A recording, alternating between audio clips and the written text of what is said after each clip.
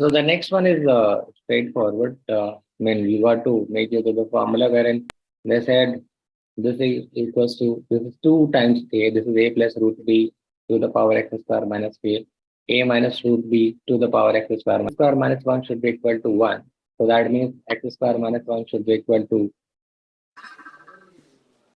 so this will be equal to 2a only when x square minus 1 is equal to 1, or x square is equal to 1, or x square, sorry, equals to 2, or x is equal to plus minus root 2. Here the power has to become 1. So if it becomes 1, which means that this will become 2 plus root 3. This power also becomes 1. This becomes 2 minus root 3. Then root 3 cancels out, and then this will become 4. So as this is equal to 4, it means that x square minus 1 should be equal to 1. And that means that x square should be equal to 2, or x equals to plus or minus root 2.